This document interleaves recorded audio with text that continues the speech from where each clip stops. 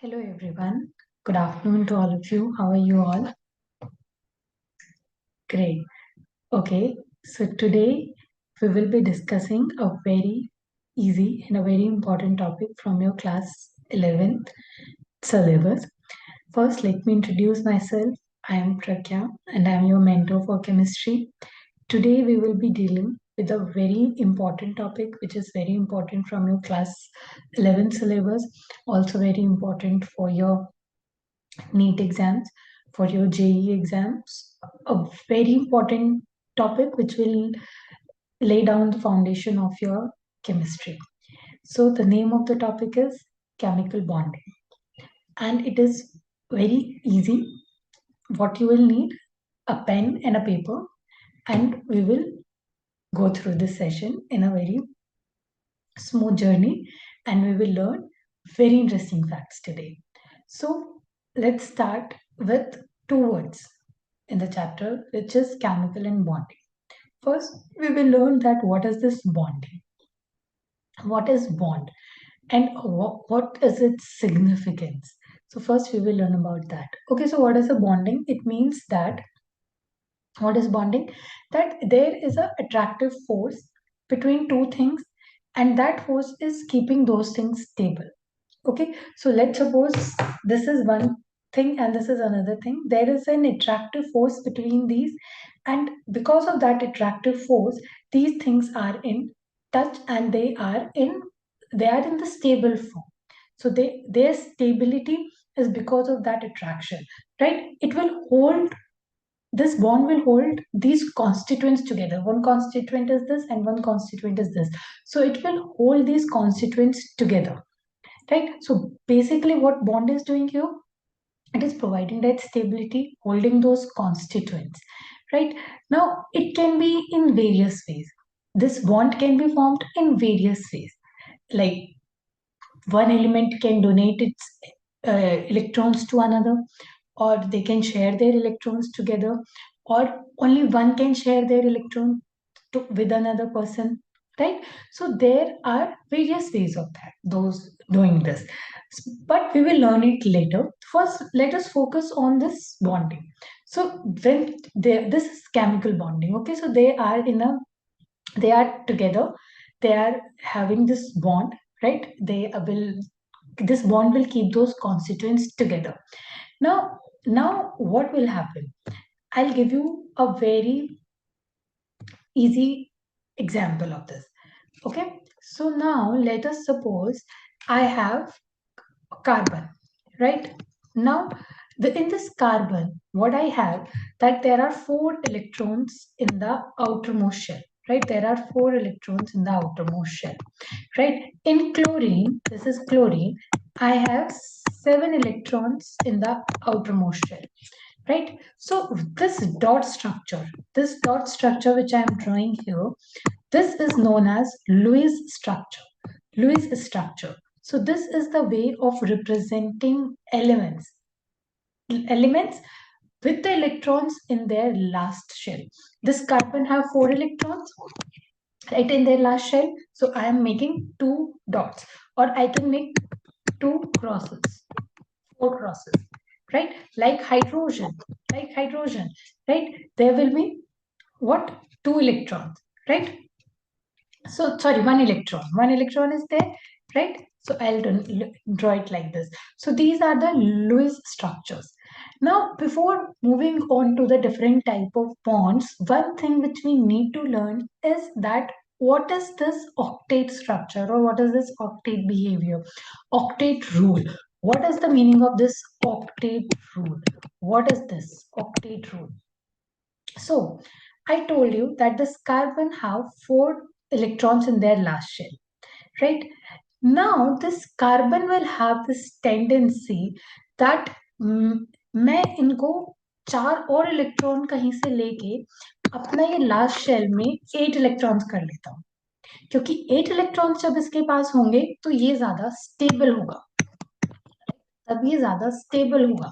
तो उसकी टेंडेंसी है कि मैं कैसे भी ये 4 इलेक्ट्रॉन्स और कहीं से लेके अपनी लास्ट शेल में 8 इलेक्ट्रॉन्स फिल कर लेता हूँ, कि 8 इलेक्ट्रॉन्स फिल होते ही ये बन जाएगी ऑक्टेट स्ट्रक्चर, जो कि इसको बहुत ज्यादा स्टेबिलिटी देगी। जैसे यहाँ पर मेरे पास है chlorine. Chlorine already have 7 electrons in its last shell, right. In chlorine will have this tendency कि मैं कैसे भी करके 1 इलेक्ट्रॉन कहीं और से लेके मैं क्या करता हूँ, मैं इसको 8 इलेक्ट्रॉन्स कर लेता हूँ, right. Every element will have this tendency to complete their octet, right? So this is an octet rule. Except whom? Except this hydrogen here. Hydrogen के पास एक ही इलेक्ट्रॉन है और उसके पास एक ही s ऑर्बिटल है, राइट। तो वो क्या करेगा, उसके पास सिर्फ एक और इलेक्ट्रॉन की कैपेसिटी है, सो ये एक डुप्लेट बनाएगा, right. This will be a duplet. So इसके पास तो हाइड्रोजन की मैक्सिमम कैपेसिटी है कि वो सिर्फ 2 ही इलेक्ट्रॉन्स होल्ड कर सकता है, वाइल कार्बन भी 8 इलेक्ट्रॉन होल्ड कर सकता है, क्लोरीन भी 8 इलेक्ट्रॉन होल्ड कर सकता है। इन सबकी अपनी हाइड्रोजन के अलावा केमिस्ट्री में सब एलिमेंट्स की कैपेसिटी है कि वो क्या करेंगे, वो करना चाहेंगे अपना लास्ट शेल में 8 इलेक्ट्रॉन्स फिल। उसके लिए वो क्या, उसके लिए हमने क्या टर्म दिया, हमने टर्म दिया ऑक्टेट रूट। ऑक्टेट 8 तो बहुत इजी है। क्या समझा हमने अभी, हमने समझा कि हर एलिमेंट की केमिस्ट्री में एक टेंडेंसी है कि वो अपने इलेक्ट्रॉन जो लास्ट शेल के हैं उनको 18 नंबर करना चाहेंगे। जब वो अपने उन हर इलेक्ट्रॉन को 18 नंबर करना चाहेंगे तो उस टेंडेंसी को हम क्या बोल रहे हैं, ऑक्टेट टेंडेंसी। हाइड्रोजन क्या करता है, हाइड्रोजन की कैपेसिटी है क्योंकि उसके पास सिर्फ एक 1s ऑर्बिटल ही है, और s ऑर्बिटल में हमने पढ़ा है मैक्सिमम कितने इलेक्ट्रॉन्स रह सकते हैं, वहां पर रह सकते हैं, ये है हमारा s ऑर्बिटल, और इनके पास रह सकते हैं मैक्सिमम 2 इलेक्ट्रॉन्स। तो ये मेरी हाइड्रोजन की कैपेसिटी है। कार्बन की 8, क्लोरीन की 8। ओके, अब ये हर एलिमेंट के पास तो 8 इलेक्ट्रॉन नहीं है लास्ट शेल में। Each and every element do not have those perfect configuration कि ओके मेरे पास 8 इलेक्ट्रॉन है, राइट। जिनके पास है वो स्टेबल है, उनको हम नोबल गैसेस बोल रहे हैं कि वो तो उनके पास 8 इलेक्ट्रॉन है, उनके लास्ट शेल कंप्लीटली फिल्ड है, वो बिल्कुल स्टेबल है, राइट। उन्हें कुछ नहीं करने की जरूरत है। लेकिन जिनके पास कमी है, जिनके पास थोड़ा कम है 8 से, फुल फुल एक्टिव मोड में रहते हैं कि मैं फटाफट से इसको 8 इलेक्ट्रॉन फिल कर लूं। जिसके पास ज्यादा कमी है वो सोचता है कि मैं कहीं से शेयर कर लूं, या मैं किसी के साथ थोड़ा सा शेयरिंग में काम चला लूं। जिसके पास सिर्फ एक दो की कमी है वो तो फुल ऑन एक्टिव रहता है कि बस फटाक से झटक से मुझे कहीं एक इलेक्ट्रॉन मिल जाए और मैं इसको फिल कर लूं, राइट। सो अब हम बढ़ रहे हैं अपने अगले टॉपिक की तरफ, जो कि है क्या, जो कि है chemical types of chemical bonding. अब मेरे पास 3 तरीके के बॉन्ड्स हैं जो हर एलिमेंट केमिस्ट्री में बना रहा है। सबसे पहले जो मेरे पास बॉन्ड है वो है ionic bond. I have this ionic bond with me, right. Ionic bond, अब इसमें नाम से पता चल रहा है आयंस, कहीं ना कहीं आयंस बन रहे हैं, राइट। आयनिक बॉन्ड कहीं ना कहीं आयंस बन रहे हैं। और आयंस कब बनते हैं, आयंस बनते हैं जब एलिमेंट पे चार्ज आएगा, when the element will carry charge. It can be positive charge और negative charge, right. Positive charge कब आएगा, जब एलिमेंट के पास प्रोटॉन्स ज्यादा हो जाएंगे, दैट मीन्स उसने अपने इलेक्ट्रॉन्स कहीं डोनेट कर दिए हैं, राइट। नेगेटिव चार्ज कब आएगा, जब उसके पास इलेक्ट्रॉन्स ज्यादा हो जाएंगे, दैट मीन्स उसने किसी से इलेक्ट्रॉन ले लिए हैं, right? So ionic bond will be formed when the element will gain or lose, like they will be forming a bond by losing or gaining an electron, right? The bond which will be formed between two elements by either gaining or losing, right? तो वो क्या बनाएंगे, वो बनाएंगे ionic bond, right. अब जैसे chlorine है, अब कौन कौन से एलिमेंट आयनिक बॉन्ड बनाएंगे, उसके लिए हम एक बहुत ही इजी चीज समझने की कोशिश करते हैं। अब इस क्लोरीन के पास 7 एलिमेंट है, राइट, सॉरी 7 इलेक्ट्रॉन्स हैं लास्ट शेल में, राइट। अब इसके पास जब लास्ट शेल में 7 इलेक्ट्रॉन है और इसे पूरे करने हैं 8, अब इसे पूरे करने हैं 8, अब 8 इलेक्ट्रॉन पूरे करने के लिए क्या क्या चीजें पॉसिबल है? दो कंडीशंस पॉसिबल है। या तो ये साथ के साथ किसी को दे दे, तो इसका जो S2 है, इससे पहला जो 3s2 है उसमें 2 इलेक्ट्रॉन है, तो ये स्टेबल हो जाएगा, राइट। और या फिर ये सात में से कहीं से एक इलेक्ट्रॉन ले ले और इसको पूरा कर ले। अब इसके लिए इजी क्या होगा? What will be the easiest thing for chlorine to do? क्योंकि सब इजी रास्ता ढूंढते हैं, सब शॉर्टकट ढूंढते हैं, सब ऐसा रास्ता ढूंढते हैं जहां पे कम से कम एनर्जी में, टाइम में चीजें स्टेबल हो जाए, राइट। अब हम अपना करियर बनाने की सोचते हैं, आप लोग अपना करियर बनाने की सोच रहे हैं, you will be preparing for your NEET exam, JEE exams, your board exam, you will be making your strategies which will be more efficient for you, right, which will take less time, less of your energy, and you can revise more oftenly, right, you will make those strategies for you. Chlorine ने भी अपने लिए एक strategy बनाई। Chlorine ने कहा, क्यों ना मैं कहीं से एक इलेक्ट्रॉन ले लूं, किसी का एक इलेक्ट्रॉन ले लूं, किसी ऐसे का एक इलेक्ट्रॉन ले लूं जिसके पास से इलेक्ट्रॉन लेने के बाद, अब इसको इलेक्ट्रॉन देगा कौन, किससे लेगा ये इलेक्ट्रॉन? कोई ऐसा एलिमेंट इलेक्ट्रॉन देगा जो कि जिसके पास लास्ट शेल में सिर्फ एक ही इलेक्ट्रॉन है, और वो इसको एक इलेक्ट्रॉन देके अपना स्टेबल हो जाए और क्लोरीन का भी काम बन जाए, है ना।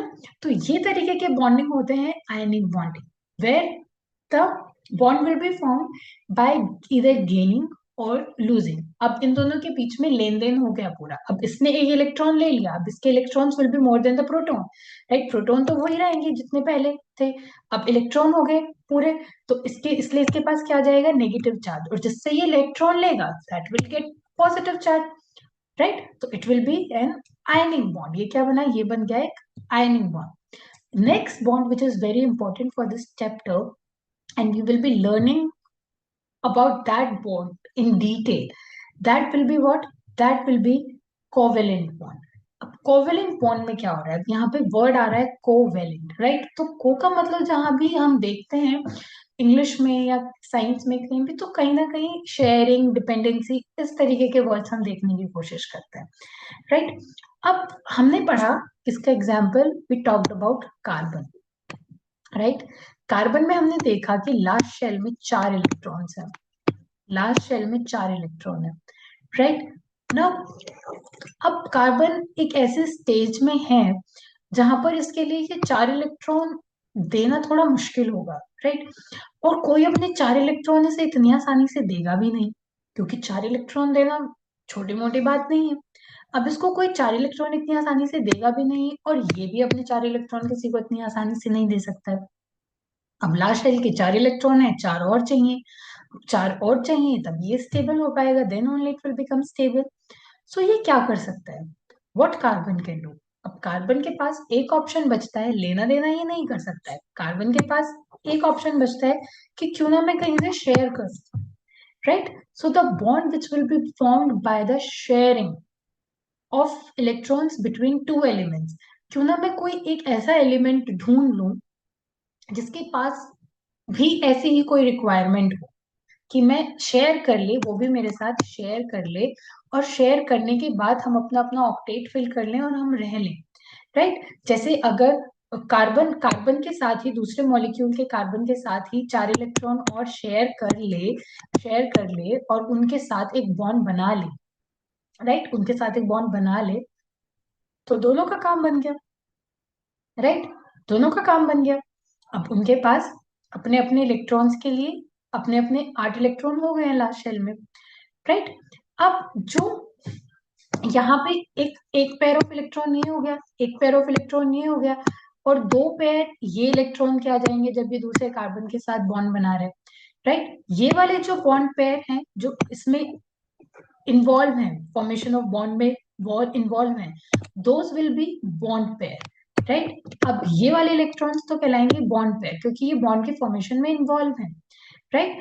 अब वो वाले जो इन्वॉल्व नहीं है, जो इन्वॉल्व नहीं है for the formation of bond, वो जो है वो कहलाएगा लोन पेयर, राइट, वो कहलाएगा लोन पेयर, राइट। अब ये वाले 4 इलेक्ट्रॉन्स तो शेयर हो जाएंगे, राइट, और ये दूसरे कार्बन के 4 इलेक्ट्रॉन शेयर हो गए, तो जो ये इलेक्ट्रॉन शेयरिंग में आ गए वो तो हो गए बॉन्ड पेयर, और जो इलेक्ट्रॉन शेयरिंग में नहीं आए those will be known as lone pair. Okay, अब एक और तरीके का बॉन्ड है जो हम पढ़ते हैं, वो है कोवेलेंट बॉन्ड।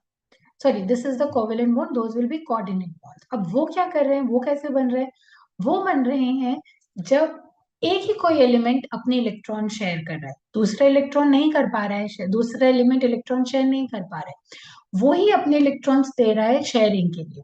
उनको हम डिनोट करते हैं, let's suppose this is a element और ये बी के साथ अपने इलेक्ट्रॉन शेयर कर रहा है, तो ऐसा हम एरो बनाएंगे कि ए शेयर कर रहा है बी के साथ। So these will be known as coordinate bond. Okay students, so आज हमने पढ़ा bondings, chemical bondings and three types of bondings.